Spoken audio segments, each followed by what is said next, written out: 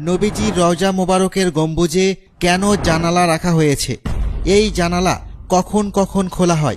নবীজির ইন্তেকালের পর একবার মদিনাতে দীর্ঘদিন অনাবৃষ্টির কারণে অসহনীয় গরম আর দুর্ভিক্ষ শুরু হয়। তাই মদিনাবাসীরা একদিন হজরত আয়েশা সিদ্দিকা রাদিয়াল্লাহু তাআলা আনহার কাছে গিয়ে বৃষ্টির জন্য দোয়া কামনা করেন। তখন হজরত আয়েশা রাদিয়াল্লাহু তাআলা আনহা বলেন, হে মদিনাবাসী, তোমরা নবীজির রওজার উপর যে খেজুর গাছের ডাল আছে তা সরিয়ে দাও এবং অপেক্ষা করো। মদিনাবাসীরা তখন সেই পরামর্শ মোতাবেক কাজ করল। নবীজির রওজা মোবারকের উপর থেকে খেজুরের ডাল সরানোর সাথে সাথে তারা দেখতে পেল আকাশ ধীরে ধীরে কালো মেঘে ঢাকা শুরু হয়েছে।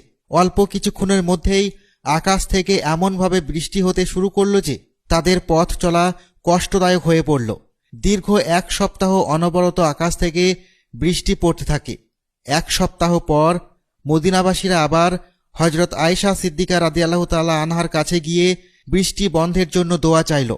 তখন হজরত আয়েশা সিদ্দিকা রাদিয়াল্লাহু তাআলা আনহা বলেন, নবীজি রওজা মোবারকের উপর খেজুর গাছের ডাল পূর্বের মতো দিয়ে দাও, বৃষ্টি বন্ধ হয়ে যাবে।